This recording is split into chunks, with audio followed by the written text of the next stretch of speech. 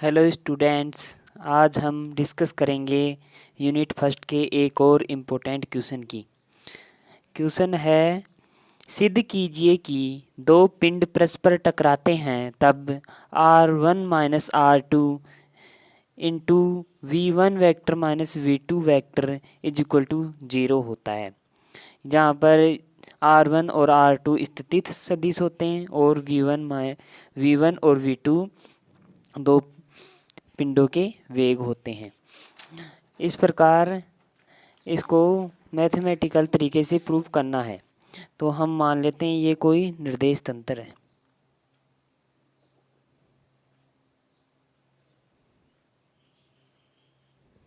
ये इसका y x है, ये इसका x एक्स है, ये मूल बिंदु है।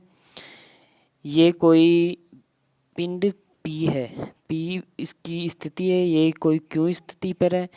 इन दोनों का मध्य स्थिति, इसको R मान लेते हैं, इसको P मान लेते हैं।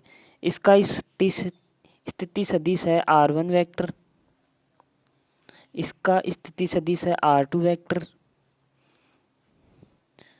और ये जो इनका मध्य बिंदु है इसका स्थिति सदिश है R वेक्टर।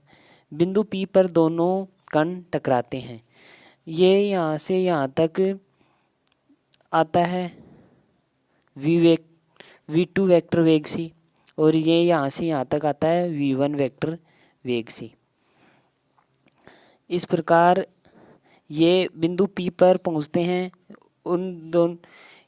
इनको दोनों को P तक पहुँचने में लगा समय मान लेते हैं T है। समय क्या मान लेते हैं? T है। तो दोनों ने समान समय लिया, इसलिए दोनों के लिए समय तो समान होगा और वेग अलग अलग V1 और V2। इस प्रकार हम त्रिभुज OPQ से क्या देखते हैं? त्रिभुज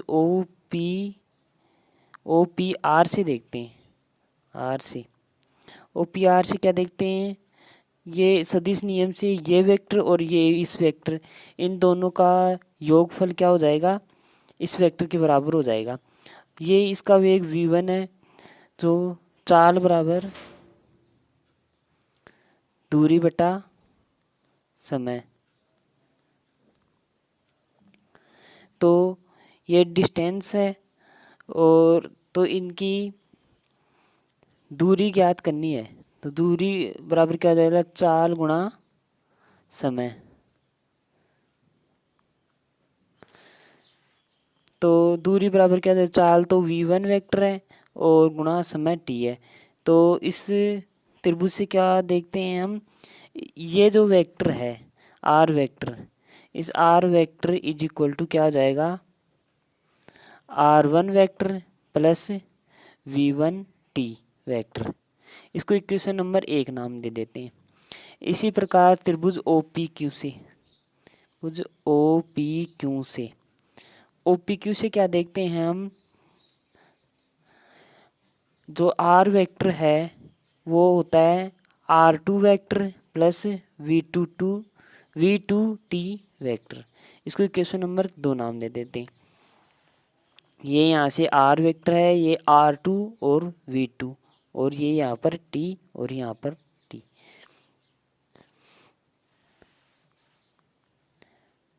ये देख, ये R के बराबर है, ये R के बराबर है, इसलिए समीकरण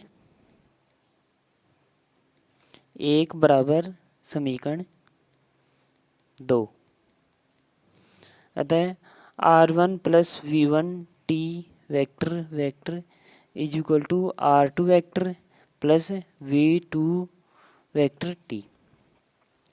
R1 माइनस R2 कर लेते हैं। R1 vector minus R2 vector, इधर क्या हो जाएगा?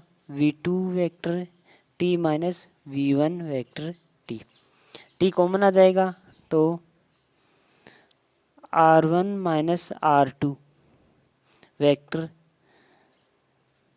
T V2 vector minus V1 vector.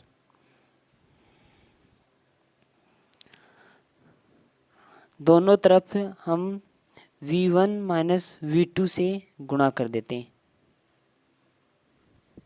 तो R1 vector minus R2 vector और क्रॉस v1 माइनस v2, और इधर क्या हो जाएगा, t तो ये कांस्टेंट है, और v1 माइनस v2 और क्रॉस v2 माइनस v1। इसमें से t के साथ माइनस चिन्ह भी कॉमन लेते हैं, r1 vector minus r2 vector cross v1 minus v2 vector, और इधर माइनस चिन्ह कॉमन ले लेते हैं, तो v2 minus v1 cross v2 minus v1, v2 minus v1। इस प्रकार हम देखते हैं ये सदिश गुणा है और इसमें ये दोनों राशि समान है, इसलिए i गुणा i इज इक्वल टू 0 होता है, ये हम जानते हैं। तो r1 vector minus r2 vector cross v1 minus v2 is equal to क्या प्रूफ हो गया, 0, जो हमें सिद्ध करना था। इस प्रकार हमने एक इम्पोर्टेंट क्वेश्चन का हल किया। अब हम देखते हैं कि जो किसी निर्देश तंत्र S है जिसके सापेक्ष विवेग से गतिशील कोई अन्य निर्देश तंत्र S डैश है, तो दोनों में गैलीलियन रूपांतरण देखते हैं। तो गैलीलियन रूपांतरण से क्या होता है, अब माना दो सदिश हैं, दो निर्देश तंत्र हैं, इसमें फर्स्ट निर्देश तंत्र है S निर्देश तंत्र x y, दूसरा निर्देश तंत्र जो इसके सापेक्ष